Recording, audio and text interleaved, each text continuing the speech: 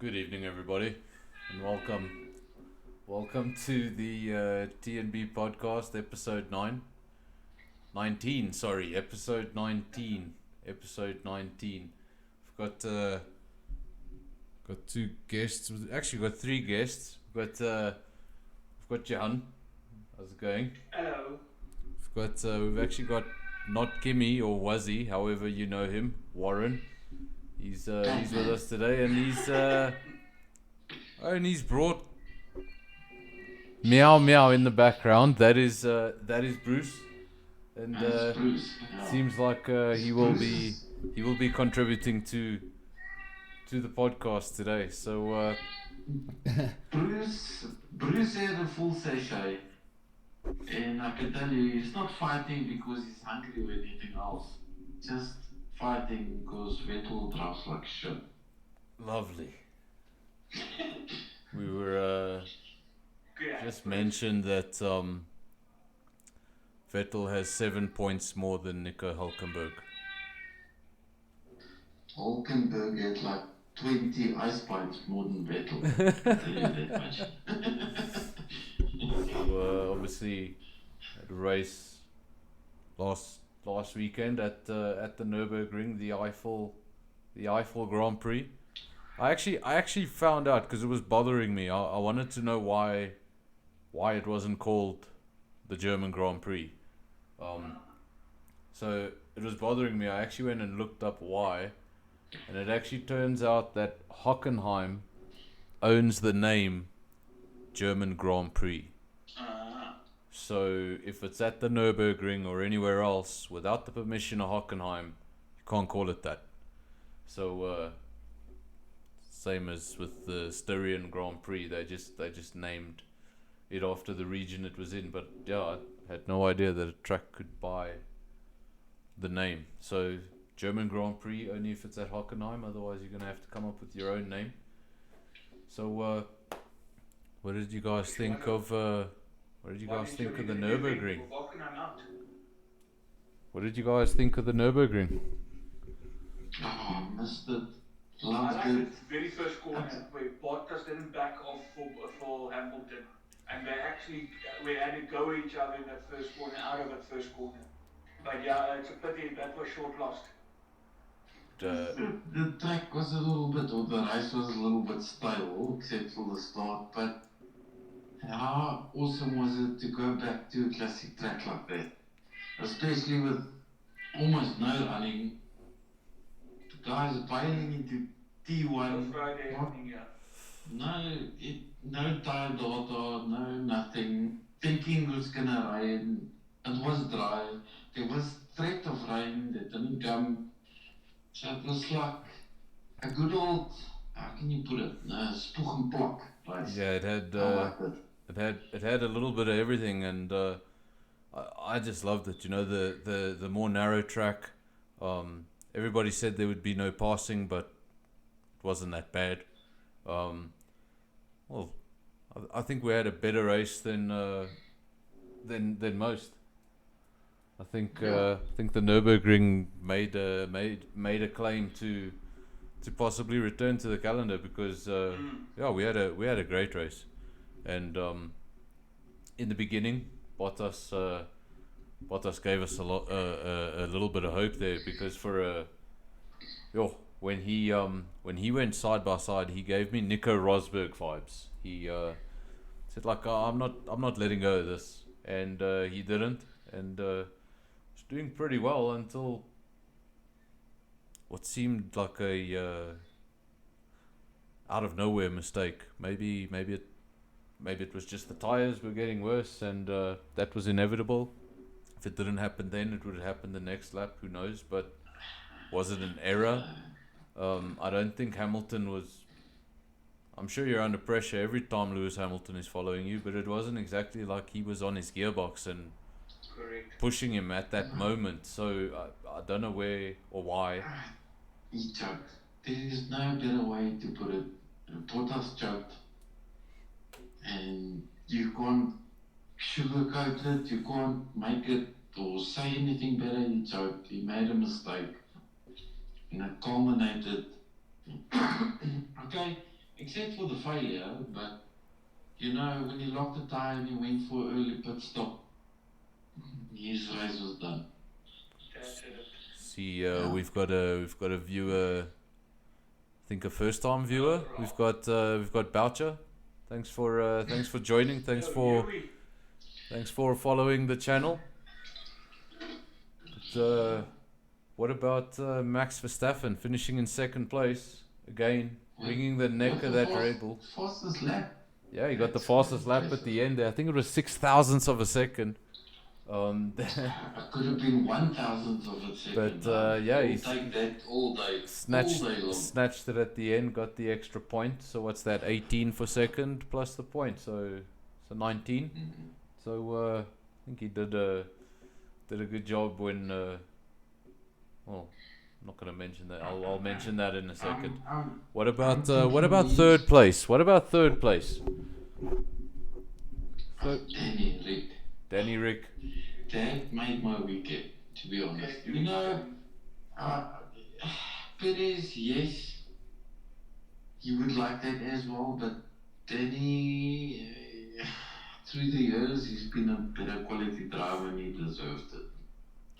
For the team that is leaving, but signed up for to get podiums and finally getting it, even though he's leaving, bit of a bittersweet, but those blokes are enjoying it. They're enjoying it badly. And yeah, it comes off the back of Bottas' retirement, but still, you have to finish first, as they say. And obviously making up the midfield, Perez, Sainz, Gasly, Leclerc in seventh. Leclerc doing a good job in the Ferrari. When you look what his teammates are able to do with it, you got to say he's doing a good job. Leclerc is the reason why people aren't ridiculing Ferrari. It's because of two things. Because they are bad and they are poor and they are slow, but he's keeping them incognito. He's in the points all the time. He's there in the midfield, you know, mixing it up a little bit. And somehow claimed 2 podiums with that car this season. Yeah, they're like, Ferrari is slow, but still he's getting points. So, you know, you get around that story quite quickly. Because you know they're slow, but you've got a 4 times world champion on the one seat, got a 2 times race winner in the other seat, and you're like, wow. It's like it's the other way around. Here's a Leclerc is the 4-time world champion the way he's driving. No, but you'll get that. When somebody gets dropped and gets lackluster and pitches up for a race or two every now and again, doesn't matter where it is in the world, because the calendar isn't following the specific route it has to. So you get dropped by Ferrari, it's all messy and public and all that. So you wake up, if you Vettel, to be honest, you wake up and you go to Germany or France or this or that. It's not following a pattern. You've got 2 children, you're married. I don't know. I think it's hard for that. He's not even trying. I think Vettel's got all of his focus already on next year and on Aston Martin and where that team's gonna go. I don't think he's particularly worried about wrestling a very undrivable car. You know what I mean? Like Leclerc, like I think. When you follow a car on a pit straight, you got DRS and you're about to overtake. They cut to the inside, you cut to the outside, and in that wake of the dirty air, you make a simple mistake of braking too early. And then have that spin right to the first corner. That's borderline embarrassing. I mean, a 4 times world, you won't see Alonso doing that mistake unless. We've also got to mention the one who finished just behind Leclerc, Nico Hulkenberg. Mr. Bulletin. They just call him up and he shows up and he does that, and that's pretty impressive. That's he finished 8th. He started 20th. There was 5 retirements, so that would have obviously helped him get up the field. But the fact that he was race fit and ready to go. I mean, the guy didn't even have time to go home and get his pink helmet. That's why he was wearing his Renault helmet. Yeah, he was wearing his Renault helmet because that's the helmet he had Well, closest as to him. far as I understand, his race suit that he was wearing was also not his. That's why if you look at pictures of him, it's a little bit short there where the boots come, It's a bit high up. Anyway. Lance a little short, and then obviously Vettel didn't get points. He finished 11th, but 2 Ferrari customer cars did get points. 9th and 10th, Grosjean and Giovinazzi. So Giovinazzi beating Vettel. But Oh yes, that's actually a big thing for Gio. That's a good result, but it's probably gonna be the only one this whole season. it's a lot of rumors for now, and nothing's been officially announced. But if they're anything to go by, then I don't think Giovinazzi's got that seat next year. So wonder if it's all a little bit too late. I don't know. Kimi doesn't have that seat either. That's something that Alpha has to sort out. Obviously internally with some Ferrari politics, but they have to decide. Because the strong rumors are leaning towards Kimi and Mick at Alpha, and now apparently the latest we could see both Haas drivers go. So the Haas drivers next year could potentially be Callum Ilott and Mazepin, Russian driver Mazepin in Formula 2. So it would be Mazepin and Callum Ilott at Haas, and then Mick and Kimi. That would be two Formula 2 rookies in the same team. That would be quite a bold leap, but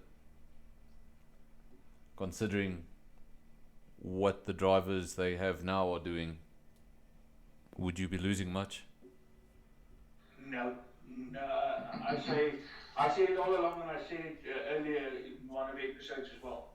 The best thing Haas can do is to get rid of both of their drivers. Just do a something new. Look at talent elsewhere. just do a big reset. That's what they need at Haas. They need a big reset, and obviously they're waiting for those 2022 regulations to come in. They know next year's probably not going to be much better. Ferrari has promised a completely new engine for next year. It's not an upgrade of this one or an evolution of this one. It's a completely new engine. So is that gonna close the gap?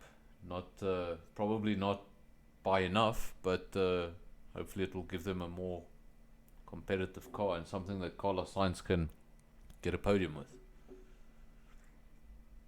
It would be a bit sad if Carlos Sainz went to Ferrari the year they got no podiums. Nothing happens. All that would be so sad. Especially with the 1-year contract as well. You want to give him a chance in the proper car. Because he's got the talent, to be honest, so why not?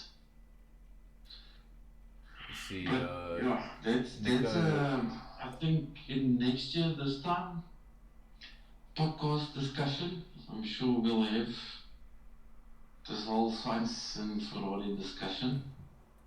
Going through the F1 championship. I think with that Bottas retirement, I think we can pretty much call it. Hamilton now 230 points, Bottas 160. So 70 points out. So So I don't saw know. an interesting stat this weekend where they compared Rosberg with Bottas. Because this is the third year that Bottas has been with Mercedes. And Rosberg was also 3 years with Mercedes while he was Hamilton's teammate. He's been there a little bit longer. But if you look at the stats in that 3 years, same sort of race starts, I think Bottas is like 5 short. The amount of points, podiums, wins, it makes you wonder if that guy hasn't, if he did not retire the end of 2016. What could it Maybe, you don't know. You don't know. He always It said could have been something different. it's apparently something that he said from the get go when he entered F1 was that when he won that he wanted a championship, and that's what he wanted out of Formula One. He didn't want multiple titles. He wanted a Formula One world title like his dad had, and he got it, and he retired, much like his dad did, and yeah.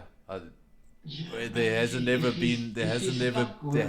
been word of a possible comeback or a he's If probably he trusted himself or believed in himself a little bit more, I mean, he's a knowledgeable guy, and he's commentating all over the show. I mean, you would rather be driving the car than commentating. Personally, for me, so he's still around. If he trusted himself or believed in himself a little bit more. just wanted to say welcome to the comment section, Boucher. Boucher had to wait 10 minutes before he could say anything because he only followed us today. But yeah, welcome to the podcast. This is episode 19.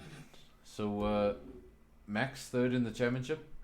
He's actually not very far behind Bottas, and then Ricardo fourth in the championship. Yeah. That's moved up nicely. he's just got that podium, which obviously helped him in the points, but it shows you what consistency can do. But that midfield is ridiculous. It's from Ricardo 78 points, Perez 68, Norris 65, Albon 64, Leclerc 63, Stroll 57. So yeah, that midfield very close, and I wonder anyone at this point could still finish fourth in the championship or call it Albon best of the rest. Points, you would think there was nothing the way people are talking about him to think he's actually up there in the midfield. I mean, we won't even talk about that retirement. I think speculation and stuff behind that. I think the problem with Albon is okay, look, Albon's got 64 points. Okay, all respect to him, but Leclerc's having a terrible season and he's on 63. Norris is above him in a McLaren. Perez is above him in a Racing Point. Ricciardo is above him in a Renault. And I think those championship points, those 64 points, that should be a lot closer. I understand if he can't go wheel to wheel and challenge Max, but it should be a hell of a lot closer, and he should be at least fourth in the championship. Even if there is a big gap to Max, he should be fourth in the championship. That Red Bull has shown to be the second best car on the grid, but only when Max drives it. So That's it. What are Red Bull going to do next season? There's all sorts of stories, so many stories coming out. There's obviously two notable drivers that are very much available for 2021. Likes of Perez and the guy who finished 8th, Hulkenberg. Would Red Bull go off script, or because potentially they either keep Albon or they go off script, they go out of Red Bull Academy, or Marco goes back on a driver, which he's never done. Before. So if they take a AlphaTauri driver, they'll be going back on a driver either way, because both of those drivers have been in a Red Bull. I don't think Albon's done enough to hold on to his drive. What do you think about a Perez or a Hulkenberg in the Red Bull, or is that car just all about Max? Seems to be all about Max, but will they really neglect Albon that much in an era where you need both cars to score solid points? If you're gonna see if Max is just really a step above the likes of Gasly and Albon and Kvyat, or put someone that's very capable in that car and see. I think if Max still beats the hell out of Hulkenberg and Perez, then then there's something wrong. But I don't know. I think from the outside in, Max made Red Bull years since Danny left. Yep. Which is fair. Yeah, that's right. Because Danny was the only real teammate that challenged him. But Danny had a little bit more experience, so anyway. Kort voor lang, Max has been choking every single teammate he's had ever since. So I don't think Albon is a bad driver. He's just not as good as a certain Max Verstappen. And people were finding that out very quickly. Don't know how many of us were waiting for Danny Rick to do a shoey. Initially, it came out that he didn't do a shoey because of the corona limitations and whatever the case is. But then afterwards, they asked him about it, and he forgot. Yeah, he forgot. He totally forgot about it. So when he got back to the change rooms, he went on Instagram and he did a shoey. So there is one that Formula One account on Twitter. You can go and watch that. But he did do a shoey. He just did it a little bit later. Didn't do it on. It was awesome. What about that? What about that helmet?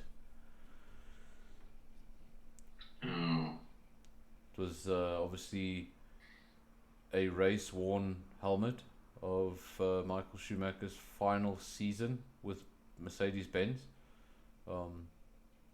Obviously, got a similar gift when he matched Senna's pole positions. Also got a race-worn helmet from Ayrton Senna. It's quite 91 race victories. When Schumacher left the sport, a lot of people said that it wouldn't be matched. The day has arrived and it has been matched. Now wonder how much further is he going to take it? Is he going to take it up to 100? Is he going to take it up to 110? How far is he going to take it? And who will? And this is exactly the conversation that came up when Schumacher did it. Who could possibly top that? Like, you're going to need a team or a driver that's bouncing amongst teams to dominate the better half of a decade in order to catch that record. So whoever does beat it, if somebody does beat it one day, it's gonna have to be one hell of a feat. But as we've seen, Formula One always changes, and who knows. But Danny Rick, yeah, I'm still shocked that he actually just forgot. Kimi started he's now the most experienced race starter. Was he? That's your driver. What can you tell us about what? You're the big Kimi fan here, so I'm glad you're here. What made you initially a Kimi fan? What was it about Kimi? Was when he was in the Sauber, when was the first time you considered yourself, who's this guy? I like this guy. I'm going to support this guy. Was it when he got to Ferrari? Was it before that? It's like you say in the Salva. It started back way when spec. I watched the whole Schumacher, and I actually met the Flying Finn, the original Flying Finn himself, a couple of times. And Mika Häkkinen, Schumacher rivalry. Before then was Ayrton Senna, Nigel Mansell, Alan Prost. I started watching those guys when I was a youngster. When I say youngster, 7, 8 years old, maybe even a bit younger. Kimi was the first guy that came into the sport. When I followed his whole career, from start to finish. Okay. Where I was very interested in the way he did things, in the way he drives, the way he expresses himself in a interview. It's so brilliant. I remember I got introduced to Formula One when I was about 7. But back then I was a kid with a lot of ADD, so it was pretty difficult to get me to sit down and follow a whole race. So I started learning the names and all of that, and I'd sit and watch here and there. But towards the end of 1991, Ayrton Senna, Michael Schumacher made his debut, and it was in the middle of a season. It was at Spa, and a year later he won his first race at Spa. So I watched Formula One basically when Michael Schumacher started at more or less the same time, and I followed that entire career. Saw the Schumacher Mika era. It was probably one of the greatest eras in Formula One. If I'm going to be honest, like you could get to a track, and honestly, Ferrari could win, McLaren could win. You really didn't know. It really didn't mean anything. I mean, they'd get to qualifying, and whether Michael took pole or Mika took pole, it was a couple of tenths, and it meant nothing, because back then you could fiddle with your fuel in qualifying. So the one could be faster but have less fuel. So qualifying didn't mean as much as it does now, and I think it was one of the best eras in Formula One. You didn't know who was going to win on the day. And yeah, it's if Mika Häkkinen wasn't in the picture, Schumacher could have won another 2. So Mika had 2 years. He was brilliant. I think he should have won more. In the beginning of his career, he was with McLaren for a long time, but in those first couple of years, the McLaren wasn't doing anything to give him a race-winning car. So, but was his first teammate Ayrton Senna, or did he replace Ayrton Senna? No, I think his first teammate was Ayrton. Yeah, he came in. I think he came in halfway through the '93 season to replace Andretti, because Andretti was a disaster, and McLaren sent him packing. McLaren was still the Marlboro cars. Yeah, there was still the Marlboro cars. The white and the red, yeah. There was actually at exactly the same time there was an Indy team that was exactly the same livery. It was the white cars with the Marlboro livery. Then what came after obviously you had Mika, and after Mika you had Schumacher, and then after Schumacher you had Alonso. So we carry on having these eras. Twice, Alonso. Hey, yeah, Alonso won twice, but we always have these eras where you have McLaren was 2 years, then Ferrari was 4 or 5, then Renault was 2, but we've had nothing like this. So I think, like I was saying earlier, to beat that Hamilton, what other manufacturer has dominated for 6-7 years? Not like this. No. Not even the Ferrari era went on for 7 years. It wasn't By this that. time it was over. By this time it I've was. been alive watching Senna with McLaren. Then it was Williams, obviously, with Mansell.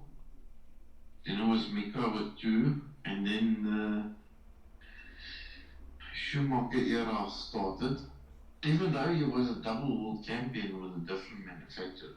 Yeah, That's what makes that 7 of his special.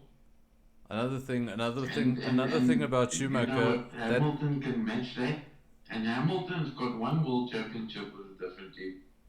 Yeah, he does. But Schumacher had 2. So that for me will separate him always. The difference you can, if you want to nitpick, and you can always say that although Hamilton has won his 6 titles over 2 manufacturers, Schumacher did too, but Schumacher won his titles with 3 engine manufacturers. Whereas Ford being the first one. Ford being the first one, Renault being the second one, Ferrari being the rest. But Hamilton has won all his titles with a Mercedes badge on his chest. That's it.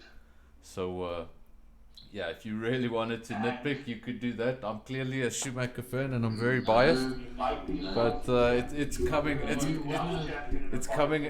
out in the way I speak. We are one of those Formula One like fundies or old school fans. In 10 years' time from now, or 20 years when Lewis retires, there will be some old school fans saying, "You're one mate, Schumacher did with 3." Well, if vice versa. There's no such thing as greatest of all time. No way. Stop comparing the people. Because Hamilton had different technology, different equipment, different Exactly. Times have changed, and if you put a Vettel back in those days, it would have been so much different, you know. So you can't really compare pound for pound. But I think what it comes down to, it's like what Johan said.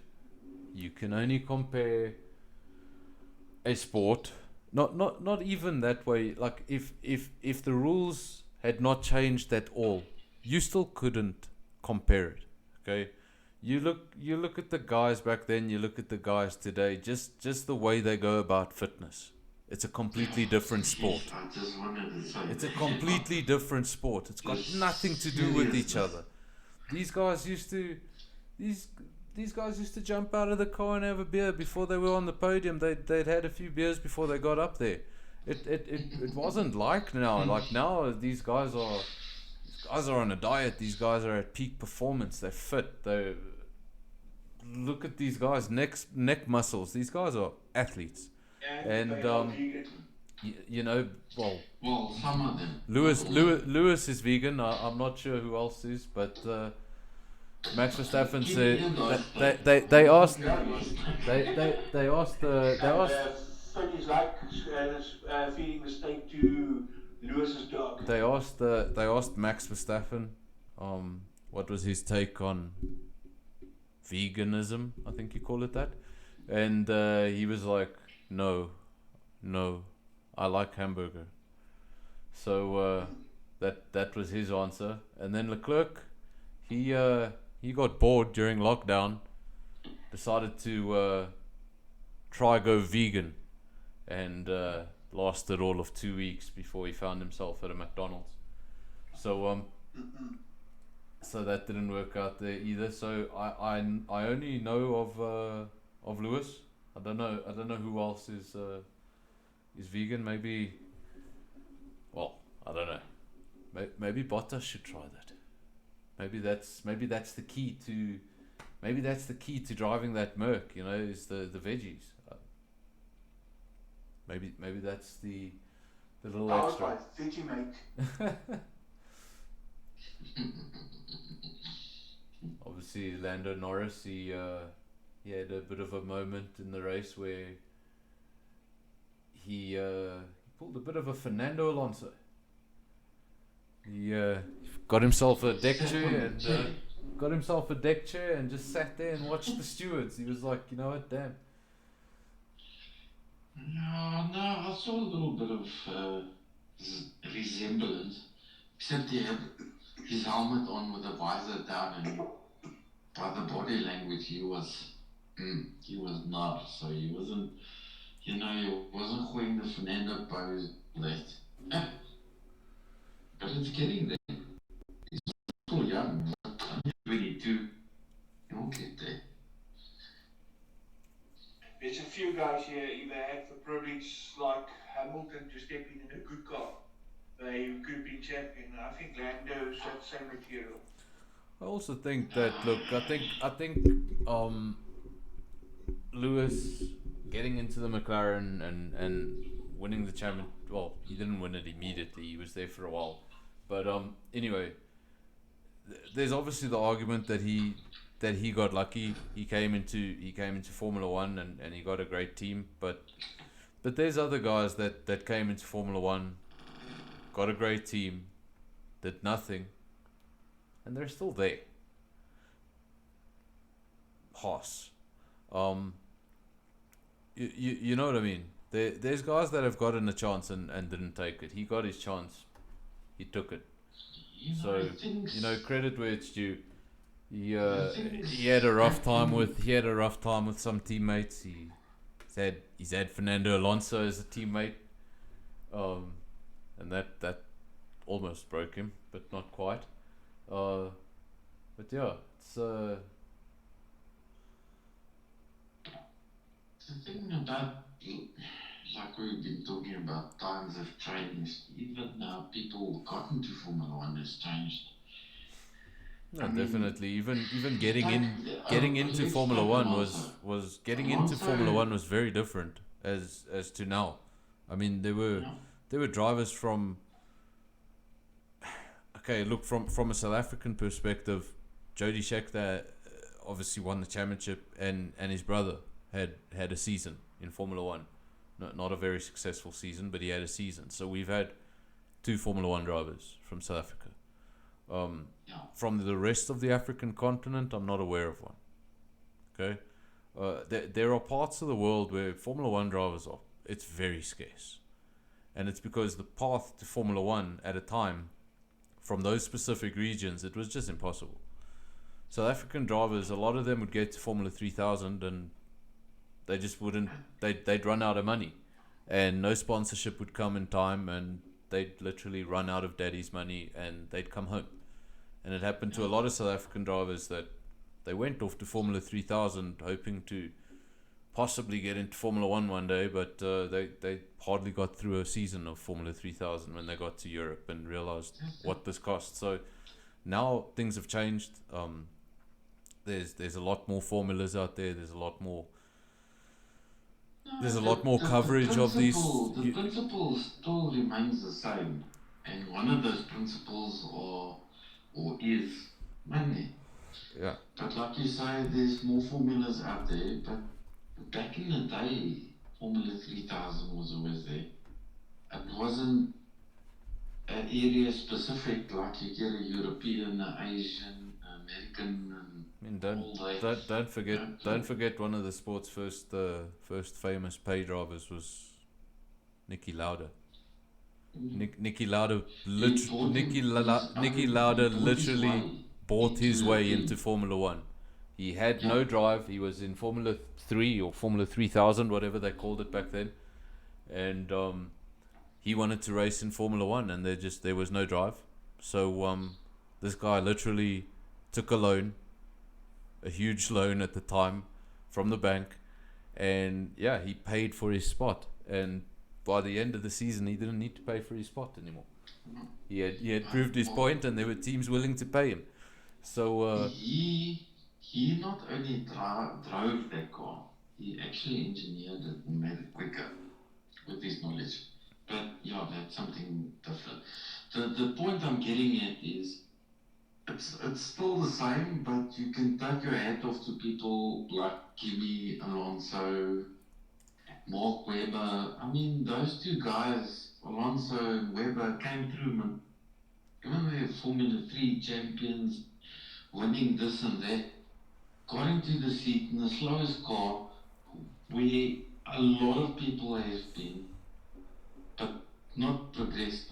Well, Because look at the a guy like bigger, the George bigger Russell. teams look at them and like, oh, this guy's got something special. You know, look at a guy like George Russell. George Russell's basically won everything he's ever been in, and look what team he's racing for.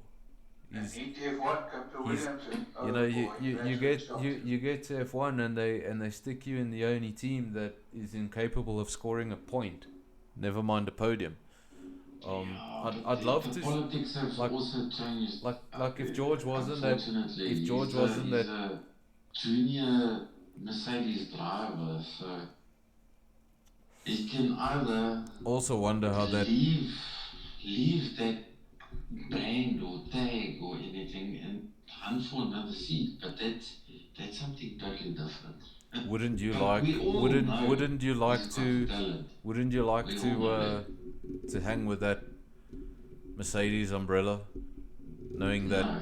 knowing that next time Bottas or one day Hamilton's If gonna you- call it a day. It No, might not be it's- next year or the it's- year it's after, not- but he's gonna. Is it worth waiting for that Merc drive? Is the Merc gonna be? I It's mean, not maybe only Bottas and Hamilton. you know, maybe he only gets the drive. Stoffel's third driver. You got a lot of oaks in there putting on the same hope. Or Nick de Vries was basically Nick de Vries was a Merc junior driver as well, and Yeah, he won the if I Formula would- 2, and they gave him the offer to go to Formula E for Mercedes Benz, and I would have dropped that tag completely and try out for Formula 1 seat personally. But that's just me. the thing if is, if you're a good driver in a certain team, like Charles Leclerc in Alfa, irrespective of his Ferrari Academy driving, I mean, you can see in that seat this guy has something special. no, definitely. I mean, he put that Alpha multiple times into Q3, and I think we saw him start a race in 6th in an Alpha. I think, if I'm not mistaken, it was top 10 definitely. I think it was 6th. That was the highest he ever started in an Alpha. So when he was in the Alpha, you could see there was something, and Something special. I hope we do get rookie drivers next season, and you know, throw them in those cars, give them a go, and Exactly. that's what we need. I mean, it's all very fine and well, everybody focusing on championships and race victories and the amount of pole positions, but we forget about how many guys come and go that are like seriously talented, but they were either in the wrong team at the wrong time, or they had the wrong teammate at the wrong time. What would Webber have done as the Red Bull team leader? So, you know, he was second to Vettel many a time, so he could have been champion, but he got into Red Bull when it was a Vettel Red Bull. It's just like Albon, maybe he's gone to Red Bull at the wrong time. So I say Max is joking his teammates. Who's is that good?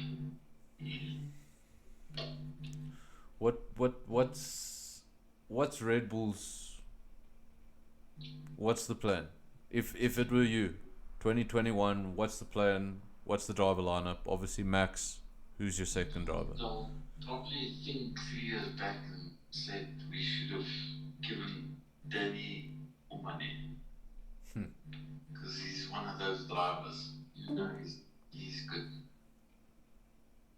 Seems like we've. And, you know, when they were race, even though they weren't the quickest, they won some races. But between Max and Danny, you didn't know come out on top. And that's something they gotten used to. Now they're in the doldrums, they hire a driver, fire a driver, you know, It's it's bring it's up it, a driver, it's all a bit. not impressed with him. It's all a They bit. must go back to somebody that knows got the talent. Put him next to Max. So Try Perez or simple. Hulkenberg. Perez or Hulkenberg. Oh, One of the two. You one of the two. take I would, you know what? If take. I was, There's two if experienced I drivers in the was, field. Grab one. if Why I not? was the big boss, I did a 1 to 6. I'm probably pronouncing it completely wrong. Mantrashik, yo. Okay. I would phone Kimmy and say, "Make you laugh with us blast and Red Bull." Oh no! Please don't give Kimmy Red Bull sponsorship. And He's gonna imagine drink Kimmy it. in a He's Red gonna Bull. drink it with all sorts of alcohol. And Oh yeah. yeah, Kimmy. it's the last. That's the last thing you need is Kimmy with heart palpitations. Yo. Dat was gesluit. In a big name car next to a huge up and coming name. I can tell you that guy teach Max what's up, what's really going on in the world. And then just before we go on to MotoGP for a while, what would you, Johan? You've okay, Johan. You first. What would your driver lineup be at Alfa Romeo? Kimmy and Mick. Now, Wazzy, what would your driver lineup be at Haas? Would you hold on to one of the namesakes, one of the Magnussen or the Grosjean? Would you hold on to one, hold on to both, or get rid? I would actually hold to Magnussen and then put a Callum Ilott or a young gun in there and see. I think Magnussen would be a good influence on a young gun. I'm not particularly thinking about influence. I'm thinking about if you put a young guy in there with an older gentleman like Magnussen, which is my book is quicker than Grosjean. Yeah. To see where the car's really at. Just for a season, like 2021, just before the new regulations, chuck a young gun in there and see where you Yeah, at. that's why I would go with 2 young guns, knowing there's only a year to go before the big change. Why do you have to lose? Because so far you haven't gained anything. Whatever development they can figure out now, next year for 2022, it will still be valuable. But you can measure. I still think Magnussen is very underrated. He's much quicker than people think he is. On his day, that guy, he can be the best. I think. Got him. Obviously, now we've got a 1 weekend break, so we'll have no Formula One this week. But then they head to a new circuit. We haven't been there before, and we're going to Portimão. It's gonna be an interesting one, and they're gonna need all the practice sessions they can get. Luckily, team members trying to sort out some passports to get into Portugal. luckily this there's coming off weekend. it's quite an interesting one because you know the 2-day race weekend at Imola. Okay, so in Imola we're not going to have free practice 1 or 2. The whole day is scrapped. So we're going to have a free practice session and qualifying. Okay, now they initially said that's going to be a hybrid for, you know, what that rule change would look like. That wasn't why they did it. The real reason they did it was the move from southern Portugal to northern Italy. They couldn't get there in time. So they're getting there a day late, and that's why they decided let's try the hybrid. Now's the time. So the season is pushing these guys a little bit. A lot of double headers, and in MotoGP a lot of triple headers. I'm telling you, this 2020 season is as shitty as it's been. It's produced some good races, and it's like I would call a good old spook and block. Because nobody planned for this. It's like you're going along trying to put things in place as you go along. And it's lekker.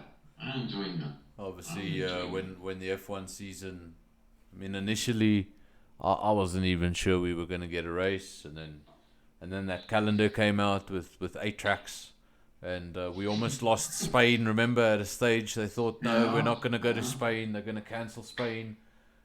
They didn't. March, April, we the- were like, where's the Formula One?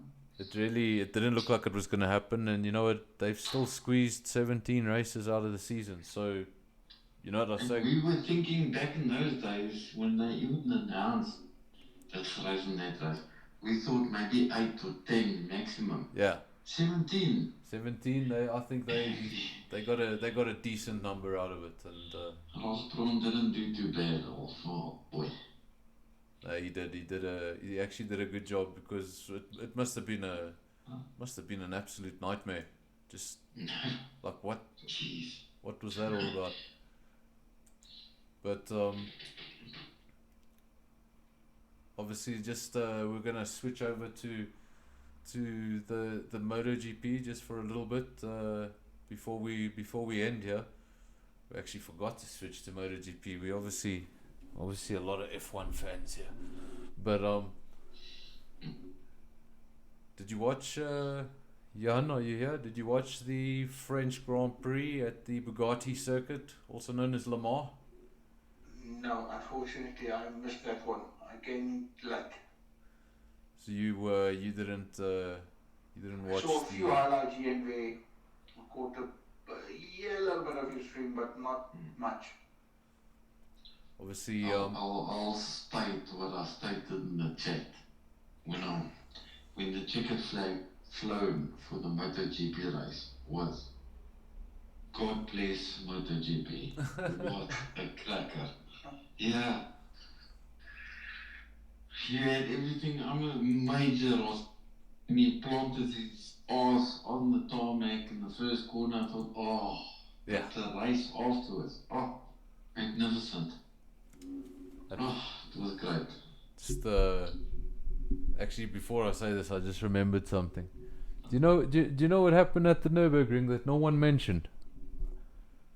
We had nine manufacturers in the top 10. That's quite a thing. We had, go look at that list. We had 9 manufacturers in the top 10. Haas scored a point, then you must know. Haas got a point. So did Alpha. Giovinazzi finished 10th. The only team not to pick up a point was Williams, because Russell got sent on his way, and and Latifi didn't do much. But before we just like go back to F1. Who said Russell on his way? Kimmy. Exactly. Kimmy gave him quite a knock. But back to the. Let's be fair. Let's say it is there. He punted him well. Back to the But anyway. back to the GP. Quartararo started on pole position. Looked quick throughout the practice sessions and qualifying. Looked like a pretty much cut and dry race for Quartararo, home Grand Prix, obviously being French. And when it got to the race, wow, we were that Oak stuck his board up that said 2 minutes before race start. It was absolutely and nothing. Pissing down. Nobody was talking about it. The commentators weren't talking about it. Nobody was saying rain is imminent, or the guys were lining up on the It grid. wasn't even forecast. There was clear sunny skies forecast. There was absolutely nothing. These guys were on track. Guys were busy wrapping it up. We were thinking, okay, in the next 2 or 3 minutes, this race is going to get underway. And the next thing, the commentator's like, and the camera changes, and he's like, it's raining. And the track didn't get wet at first, but so they still thought of starting on slicks, and then they changed. Then they're like, no, we've got to start on wets. And you got the whole intro where they show track temperature and forecasted weather. It was still a little sunny little fucking screen there. Yeah, when it started raining, I thought to myself out loud, and I thought, I know what nationality Jeff is in the Formula One game. It's French. He doesn't know what the fucking hell's going on, man. So no, it was insane. I mean, these guys at first they thought, okay, they're gonna start on slicks because the track's not wet enough, and then if the rain continues, they'll obviously do a where they switch the bikes, and Yeah. then the rain carried on coming down. The track got soaked. They decided, no, this is a wet race. Everyone has to start on wets, and they started on wets. Thought, okay, they're gonna swap onto dries when the track dries out. The track didn't dry out. It was a wet race. The whole thing was wet. It was a proper flag to flag is basically when the weather conditions change in the GP race. Unlike Formula One, you can't come in and change your tires. So a flag to flag is where you come in and switch bikes. Okay. Yeah. And I mean, Yeah, flag so- to flag, wet race where they don't Yeah. change bikes. Which we, obviously, even at the start when they pulled away and the three Ducatis went in front, we thought, wow, that's going to dry out soon. They're going to jump onto slicks, and it never happened. Never. Look, no, that was a crazy race, because I mean, in the beginning, the Ducatis looked untouchable. That was actually scary in the beginning. The way they went about it. I mean, they were in the top three. It was obviously the two factory Ducatis, and they were followed by the Pramac Ducati of Jack Miller. And then Rins came from nowhere. He started catching up the Suzuki, and he was so far behind those top three. I don't know where he came from, but he was picking up a crazy amount of time. He got to P2, he dropped it, okay, in the first corner, Yeah. okay, and then he gets it up and he starts riding, and they've got a safety marshal's harness wrapped around camera on the back of his bike, and you think, wow. Apparently that thing will not snap. Okay, it's designed not to snap. So if that thing had basically gotten stuck in his rim, it could have very well pulled the wheel or the back of the bike square off. No, obviously. So Dangerous. extremely But I dangerous, think, and I mean, if and you're also if Marshall, it had flown off and hit someone, because that thing is. He skidded off and he stopped on the tarmac, and the bike went into the gravel. Marshall So for shouldn't them to pick it up and to drag it out of there, obviously one of the marshals hooked it around the camera to pull it backwards. Yeah. And when he jumped on, he just went. He just buggered off into the distance, and the marshals were like, Yeah. that's probably not good. But Exactly. that marshal radioed Jeff and said, Jeff, my strap is still on Rins's bike. Just like you said, it's not going to rain. some crazy MotoGP season that we've had. Obviously, Danilo Petrucci winning his second MotoGP race in the first of the season. He becomes the 7th winner in 2020. Alex Marquez, finally, he gets Honda's first podium of the season. Can you believe it? And he becomes also the 15th man to stand on the MotoGP podium in 2020. That's insane. The 15th guy to stand on the podium is the first Honda rider to stand on the podium. And then Paul Espargaro taking up the last place on the podium for Red Bull, KTM. So KTM continuing to show improvement this season, and they've probably been the biggest jumper in performance out of all the teams, I'd say, from where they were a year or two ago. Even last year they were not where they are now, and Brad Binder, not the best race. He's obviously, we've got to remember Brad is a rookie, and this was probably his first go in the wet. He finished. He finished 12th, stayed in the points, but that was his rookie ride in the rain, I believe. So Yeah, that was just his, like Marquez. that was his rookie ride in the rain. Alex Marquez, that was also his rookie ride in the rain.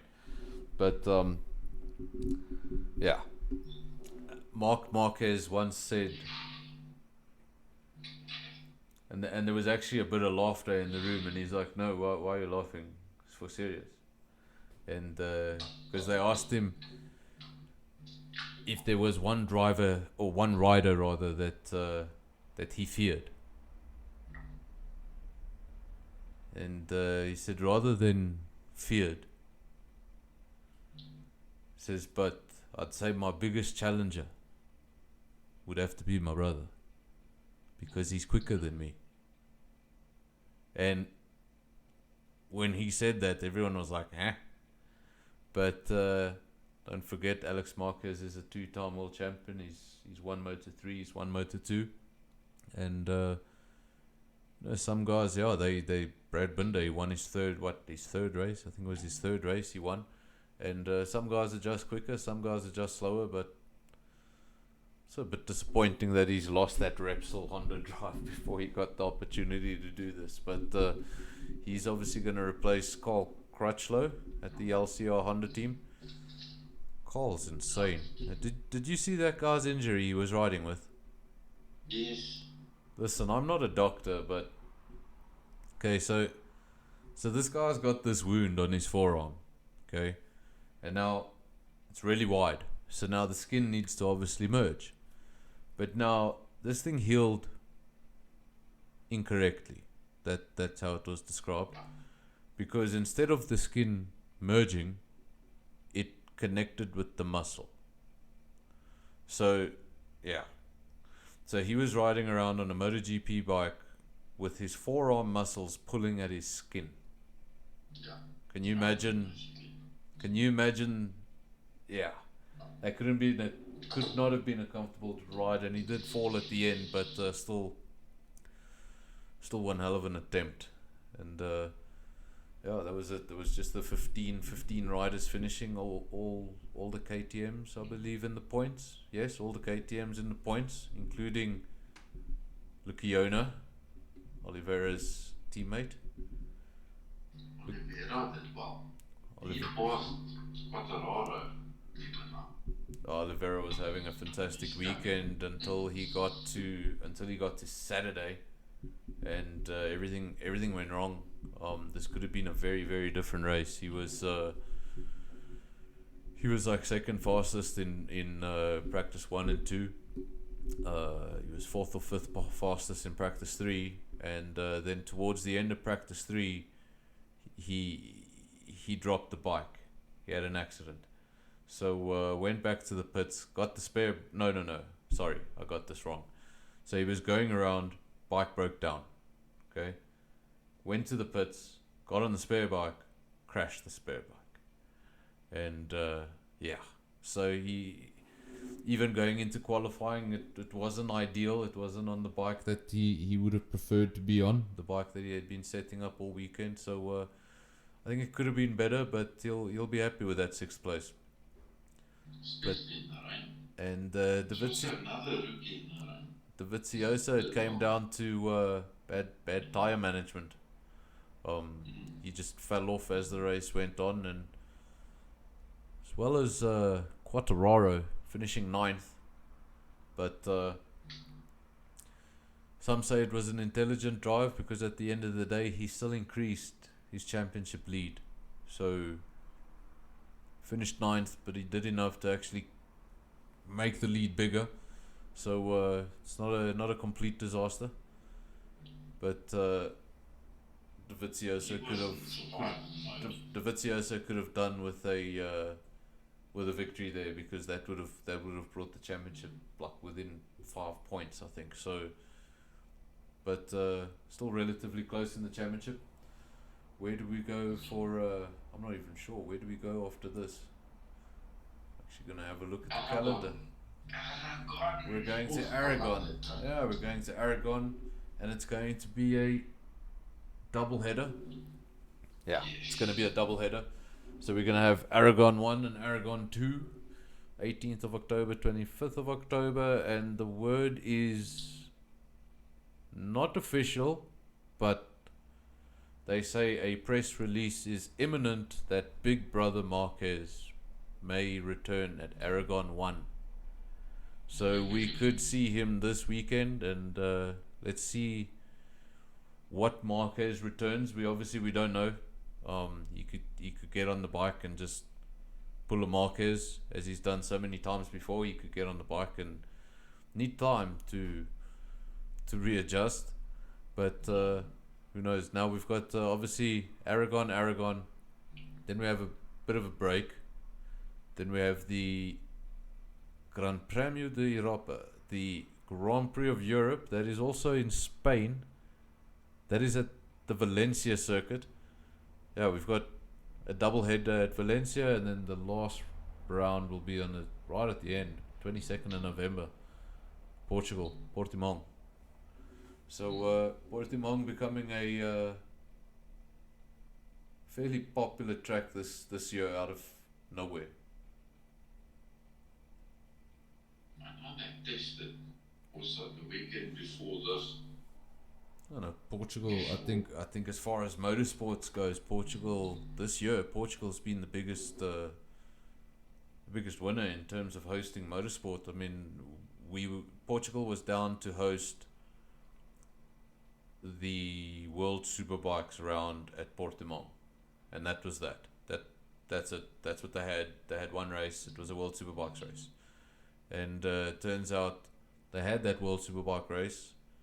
Now they're having a Formula One race, MotoGP race, and also turns out World Superbikes changed their calendar. They're going back to Portugal at the end of the year to, do you remember Estoril?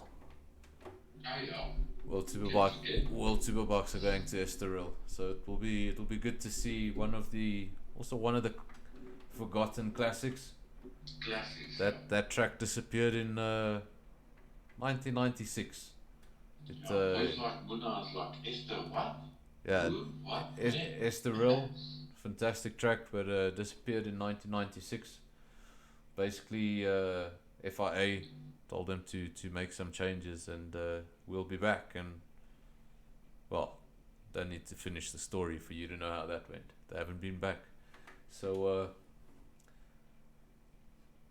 that's that. We're gonna have a break in Formula One.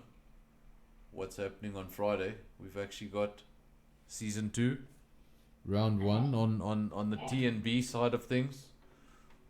On the TnB side of things, we're starting season 1 this week on Friday. The multiplayer championship, obviously 3 teams, three drivers in a team, and what a round 1 we're gonna have. That's really not what I was hoping for as a round 1. I was thinking of something more, something more inviting for a round 1, like like an Austria or something a little bit more. But yeah, that one's gonna be a bit rough. I don't know how I'm gonna get through 100% race without touching the castle section at some stage, because I can't even do it in practice for more than 3 laps. So we'll see how that goes. What about I've actually got one of my teammates here. What about you, Kimi? You confident about Baku, Azerbaijan? Actually, one of my last races there was at Baku, and I enjoyed it actually. So I'm feeling relatively confident. Great stuff. But me and you, teammates, will get together for your practice. It's only Tuesday, and I still way off. We'll do a practice on Thursday night or something like that, or work on the setup on that not Aston Martin car. See what we can do, and I still need to get my multiplayer colors on my car, and yeah, so I still need to sort all of that out. Me too. Yeah, no, so Time to do it fast. I'm sitting here and Jan's sitting here quietly with his mic muted. And the moment I say I haven't done my multiplayer car yet, he's like, I'm gonna crap you out. So he unmutes and off he goes. So Jan, from a comment, There's a few weeks to go, and now it's upon us, man. go to Can't flew past. going to TnB season 2 round 1. What is this, season 15 overall? No, season 16 overall, sorry. Yeah, I think this will be the 16th. Season 16 overall. From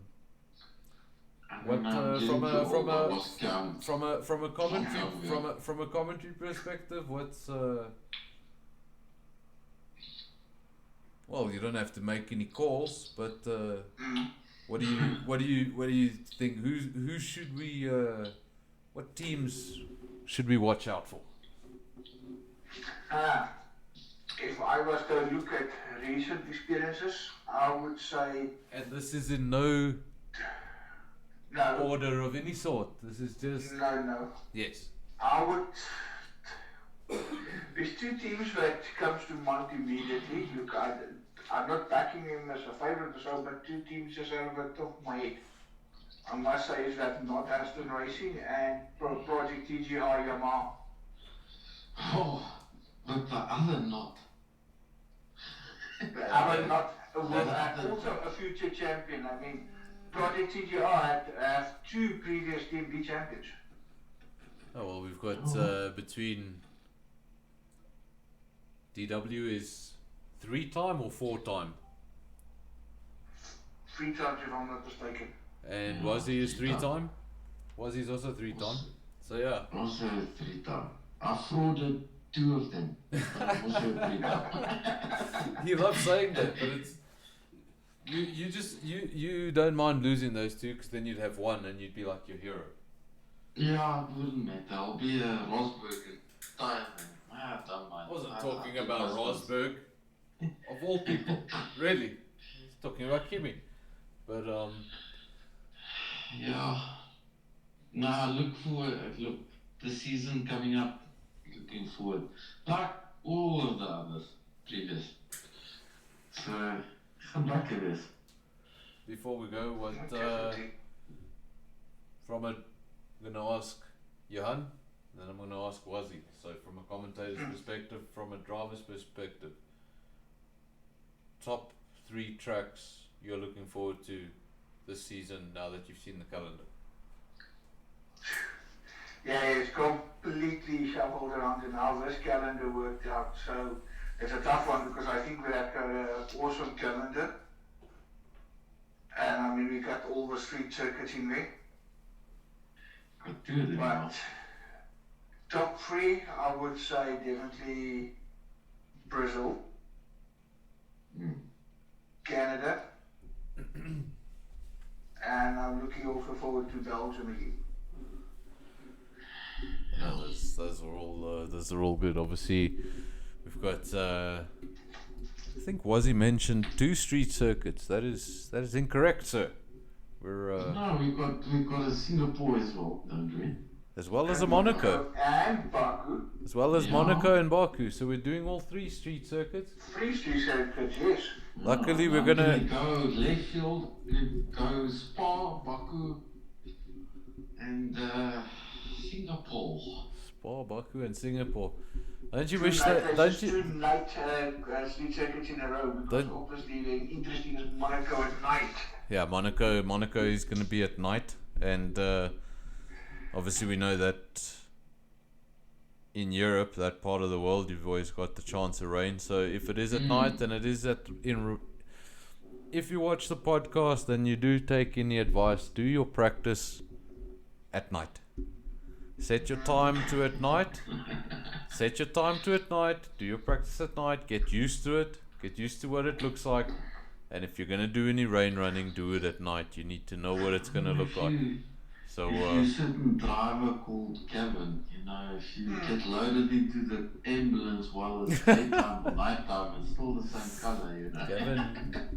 Gavin would probably get loaded on the ambulance before the race. It would be like one of those, you got to be aware at street circuit moments, and then he didn't reach turn 1 because he like stalled. But or he pulled I can't remember that guy's name. I never remember that guy's name. Something like Chicken Whiskey. If anyone ever joins, if anyone ever wants to join your name and he's called Whiskey Wing or Whiskey Chicken or what, I can't remember the guy's name and I don't care. But if you have any sort of, don't do it. Don't do it. The guy misses his breaking point and takes out 12 cars. It's actually quite impressive. But only 12. I thought it was more. No, he actually started in 20th. Yeah, he actually started in 20th, and at the end and into the entry to turn 2, he was in 8th. And I was hearing swearing from multiple angles. I don't know who was swearing. Yeah, it was just everyone going crazy, and yeah, that was. Yeah, I heard a snippet of that WestJet. It's like Hillbrow in like New Year's. It's like, you don't know what's going on. So people are dying or I don't know. It doesn't matter. I'm looking forward to it, teammate. We must get at practice, and hopefully our other not friend will join us soon. Hopefully he will. Hopefully he'll be back soon enough. We know he's gonna miss round 1. It's far from home. I made some special arrangements. Far from home at the moment, but hopefully he'll be back. 1,500 kilometers, almost 1,500. Hopefully he'll be back for round 2, but that's not 100% confirmed because he did say a week, maybe 2. So hopefully he'll be back for round 2. I haven't even looked at the calendar what round 2 is. Maybe Johan, since you made it, do you remember what round 2 is? That will be Oh, he has to go look. Oh, Austria. Okay, Yes, Austria. that's a bit better. So I actually wanted to say the other name, but yeah, you caught me off guard. I've made some special arrangements with some of the circuit owners that they will not display any DHL signage on the side of the track. what circuit are you talking about? Are you talking about that new circuit in Benoni? No, all of them. No. In Austria, from round 2, I've said DHL died. They off the market. What they need to know. Sebastian is not a big fan. They need to leave F1 immediately because there's a sim gamer out there that gets triggered by yellow and red. But he's totally fine with the Pirelli signs. He penetrates a yellow DHL sign quicker than a 20-year-old penetrates a. Does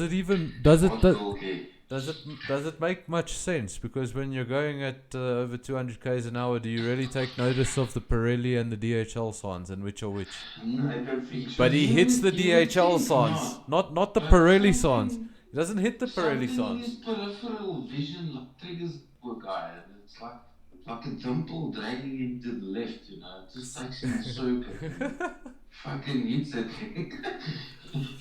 Is Hockenheim on the calendar? Oh my god. Luckily not. Okay, so no Hockenheim on the calendar.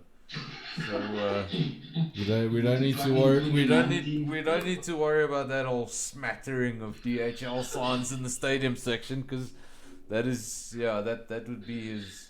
God, probably just start freaking out. That little Twitter link you got at the bottom, that little video clip snippet there, showing that whole incident. It's classic. Let me just. Well, you guys. I don't suppose you guys can see the stream, but for anyone that is watching, this is I suppose what Wazzy referring to. Brilliant. You'll love it. I know he's watching. Love you, Muna. Dimples, baby dimples. I'll just. I'm not allowed to call him Dimples anymore. His girlfriend officially warned me she'll smack me if I call him Dimples. Oh yes. getting I'll a bit just of call him. getting a bit of I'll call him. competition. Yeah. Okay, so yeah, for those of you who are watching, that is the incident in question. Okay, well, the incident in question, the first half was not Sebastian, and the second half was really Sebastian. So in exactly the same corner. Sebastian. Gotta love it. Same corner. Yeah. And it was taken from the perspective of his much more stable Ferrari teammate, who at the time was yours truly. Stable. Nicely done. I think that's probably the season when you escaped the combat like me, isn't it? Yeah, no, this was one of my first seasons back. I think this was probably my first season on the wheel, and I'd found some pace in qualifying, and yeah, I was pretty close behind him there in the safety car, and that's why I was able to see that. But that guy flew past me on the left, and I still maintain he wasn't aiming for the Ferrari. I think he was trying to hit the safety. I think he was trying to hit the safety car, and he misjudged the whole thing, and he just went for someone. I don't know what happened there, and we'll never know, because he left the league immediately without us being able to kick him. He just he said lol. He just jumped on. He said lol and left. So yeah, there was no need for us to even get mad. But yeah, we've gone way over time, so fantastic. Where is Bruce? I thought Bruce was going to. Bruce was here for the first 5 minutes. He ate his sasha, he looked at me, went brr, brr, and he fucked off like normal. So Bruce had that's life for you, eh? Bruce had no interest in listening to your knowledgeable self. I call him Bruce because I feel like he's the alternate personality of the Batman. Because he'll come in here, he'll eat my food, and then he goes again, and I think he's really the Batman. Because he's never here. That sounds like Australian. That's why you call him Bruce. Yeah, no. All that matters is with Sheila, and then off he goes. It's something is drawing that. If it's fighting grime or the goeie snor mossel, nobody knows. I wanna thank everybody that's watched. I wanna thank Wazi and Johan for joining me. We started a little bit later, so Johan could. We were gonna start we were gonna give it 15 minutes anyway, and you literally got here like a minute before we were gonna go, so it just worked perfectly. Just in time. And yeah, we also had Wazi in here. Wazi, you should come to these more often. Yeah, because you started late. Yeah, I know, but And I thought, yeah, why not? Like that. No, I enjoyed it. if you can make it at this time, yeah, we'll start at this time. Doesn't really make a difference. But thank you to everyone who watched. Thank you to everyone who joined. Thank you, Wazi, Johan, and thank you. we'll be back in some form next week with I don't know what hosts, but we'll see. Episode 20. Wow, 20. Not bad, huh?